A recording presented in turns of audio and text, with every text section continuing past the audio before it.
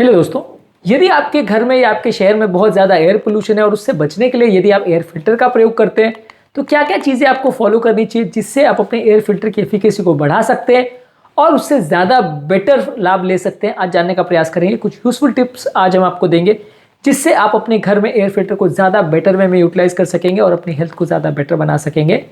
आज का टॉपिक है tips to utilize your air filter most efficiently. Topic पर जाने से पहले जो लोग हमारे चैनल पर नए हैं उन्हें रिक्वेस्ट करूंगा कि चैनल को सब्सक्राइब करें। हमारे चैनल का पर्पस है हेल्थ एजुकेशन के द्वारा आपको हेल्दी बनाना। इस मिशन में आप हमारे सहभागी बन सकते हैं चैनल को सब्सक्राइब करके, वीडियोस को लाइक करके, कंटेंट्स को शेयर करके।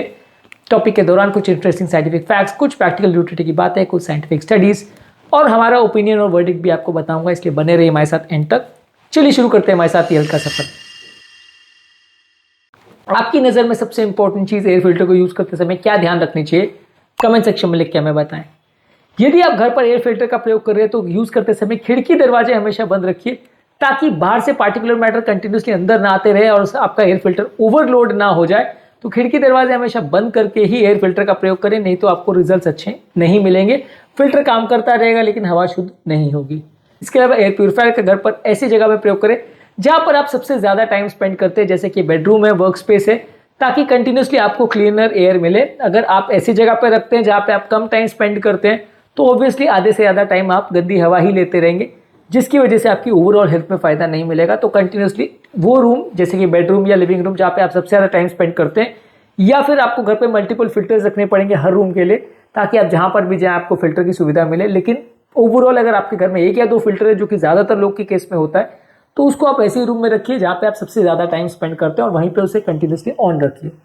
डिवाइस को हमेशा दीवारों के पास या कॉर्नर्स के आसपास मत रखिए, उसको दूर रखिए दीवारों से, नहीं तो उससे एयर सर्कुलेशन प्रॉपर नहीं होगा। कई बार आप उसको इनटेक या एग्जॉस्ट वेंट्स के आसपास रख देते हैं तो उसके सर्कुलेशन को भी ब्लॉक कर सकता है। तो उसको नॉर्मली घर के या कमरे के ऐसे कोने में रखें जहाँ एयर सर्कुलेशन प्रॉपरली होता रहे। इसके अलावा प्यूरीफायर को कंटिन्यूसली रन करना जरूरी है। यदि आप उसको बीच बीच में रन करते हैं तो पार्टिकुलेट मैटर उतने आसानी से नहीं निकलते। कंसिस्टेंटली अगर आप उसको फिल्टर करते हैं तो ही पार्टिकुलेट मैटर निकलेगा। तो आपको उसको कंटिन्यूसली यूज करना है, बीच बीच में यूज नहीं करना है। इसके अलावा आपके घर में हिपा फिल्टर प्रॉपरली होना चाहिए, जो कि पॉलन, स्मोक और पार्टिकुलेट मैटर 2.5 को हटाने के लिए मदद करता है। और उसमें एक्टिवेटेड कार्बन फिल्टर भी होना चाहिए जो कि गैस, पोल्यूटेंट्स और ओडर्स को हटाता है। कंबाइंड यूनिट होगा तो वो ज्यादा अच्छा एयर प्रोटेक्शन देगा। तो आपको घर में जो आपको पोल्यूशन से बचाने के लिए यूनिट है उसमें सारे फीचर्स होने चाहिए।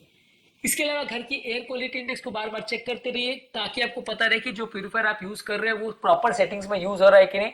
जब पोल्यूशन बहुत ज्यादा है तो आप उसकी सेटिंग्स बढ़ा दीजिए। जब पीक पोल्यूशन होता है मॉर्निंग और इवनिंग टाइम में, तब आप उसका ओवरऑल फैन स्पीड को बढ़ा सकते हैं या प्यूरीफायर की क्लीनिंग की स्पीड को बढ़ा सकते हैं। तो सेटिंग्स को चेंज करने के लिए आपको AQI रेगुलरली मॉनिटर करते रहना जरूरी है। काफी ऐप्स आजकल अवेलेबल है जो इस मामले में आपकी मदद करते हैं।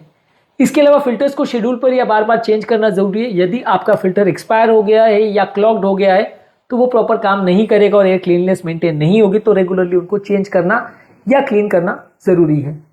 कमरे को बार बार रेगुलरली वैक्यूम और डस्ट करना भी जरूरी है ताकि पार्टिकुलेट लोड कम हो जाए। घर पर यदि आप वैक्यूम क्लीनर वगैरह का प्रयोग करेंगे तो सारे खिड़की दरवाजे से जो भी पार्टिकुलेट मैटर आता है उसको हटाने में मदद मिलेगी। तो ओवरऑल दिन भर जो सर्कुलेटिंग पार्टिकुलेट मैटर है वो बहुत ज्यादा नहीं होगा।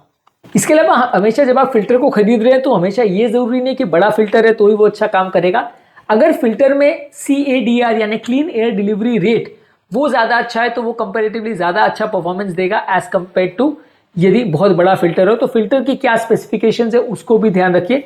इसके अलावा घर पर अगरबत्ती, धूप बत्ती, कैंडल्स या अलग अलग तरह के केमिकल्स का प्रयोग मत करें जब प्यूरीफायर रनिंग हो रहा हो। ऐसे केस में केमिकल पोल्यूटेंट्स और घर में घुस जाते हैं जो कि वातावरण को और बुरा करते हैं। तो ये सारी चीजें आप इग्नोर करते हैं, लेकिन ये सारी चीजें आपके घर के वातावरण को और उल्टा खराब करती है। यदि आप कुकिंग कर रहे हैं और किचन में हैं और वहां पे अगर आप फ्राइंग या ग्रिलिंग कर रहे हैं जिसमें ज्यादा स्मोक बनता है तो एयर प्यूरीफायर एक्स्ट्रा यूनिट वहां पे रखें, बड़ा एयर प्यूरीफायर रखें, उसको हायर मोड पे एक्टिवेट रखें ताकि वो कंटिन्यूसली क्लीन करे। क्योंकि कुकिंग करते समय काफी पार्टिकुलेट मैटर उड़ता है जिसकी वजह से गृहिणियों को अक्सर दिक्कत आती है। तो अगर उनको एस्थमा वगैरह का प्रॉब्लम है तो वहां पे एयर प्यूरीफायर में ज्यादा रखने की जरूरत है जब वो कुकिंग कर रहे हो। इसके अलावा जब आप एयर प्यूरीफायर यूज कर रहे हैं तो उसके अंदर भी एक इनबिल्ट PM2.5 का सेंसर होना चाहिए जो आपको बताए कि वो बराबर काम कर पा रहे हैं कि नहीं। उसमें सिर्फ सेटिंग्स को आपको प्रॉपरली एडजस्ट करना जरूरी होता है, नहीं तो अगर आप उसको सिर्फ गेसवर्क करोगे कि ठीक हो गई हवा या नहीं हुई उसके मामले में आपको फायदा नहीं होगा। जो आप एयर प्यूरीफायर सिलेक्ट कर रहे हो उसमें प्रॉपर मॉनिटर होना चाहिए देखने के लिए कि कितना एयर क्लीन हो रहा है कितना नहीं। इसके अलावा घर पर एक्टिवेटेड कार्बन फिल्टर यदि आप यूज कर रहे हैं तो ये ध्यान रखिए कि जब स्मॉग होता है या बहुत ज्यादा पोल्यूशन होता है तब वो बहुत जल्दी खराब हो जाता है, तो उसको बार बार चेक करना जरूरी है क्योंकि एक्टिवेटेड कार्बन फिल्टर बहुत जल्दी खराब हो जाता है। इसके अलावा यदि घर में आपके कारपेट्स वगैरह है तो उसको रेगुलरली क्लीन करिए और वैक्यूम क्लीन करिए। और इसके अलावा जब आप पेट्स घर पे रख रहे हो तो उनको भी प्रॉपर ग्रूम करने की जरूरत है, नहीं तो उनके बाल घर पे उड़ते रहते हैं और इससे लोग को एलर्जी की प्रॉब्लम होती रहती है। फिल्टर का टाइप बहुत जरूरी है। यदि हेपा फिल्टर प्रॉपर जनरेशन का आप यूज करोगे तो वो अच्छा एयर क्लीन करेगा। हेपा फिल्टर 13 या 14 ये आपको यूज करना चाहिए। ज्यादातर घरों में यही सबसे अच्छा माना जाता है। बिना हेपा के अगर आप एयर प्यूरिफायर यूज कर रहे हो तो उतना ज्यादा आपको फायदा नहीं मिलेगा और घर उतना ज्यादा क्लीन नहीं होगा।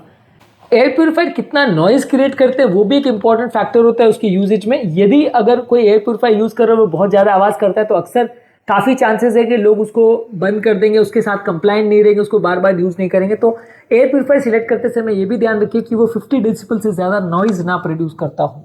इसके अलावा जानना समझना जरूरी कि एयर प्यूरिफायर से रिलेटेड जो भी बेनिफिट्स है वो धीरे धीरे करके इकट्ठे होते हैं, इसलिए ओवरनाइट सब कुछ अच्छा हो जाएगा, लोगों का अस्थमा ठीक हो जाएगा ये एक्सपेक्ट मत करिए। यदि आप एयर प्यूरिफायर यूज कर रहे हैं तो महीनों सालों तक उसको यूज करना पड़ेगा, तब लोगों की हेल्थ में इंप्रूवमेंट देखने को मिलेगा। तो आप अगर एयर प्यूरिफायर को यूज कर रहे हैं तो तुरंत उससे रिजल्ट्स मिल जाएगा और लोगों का अस्थमा या एलर्जी पूरा ठीक हो जाएगा, वो एक्सपेक्ट मत करिए। इसके अलावा अलग अलग सीजन में एयर प्यूरिफायर कितना काम करता है वो भी चेंज होता है।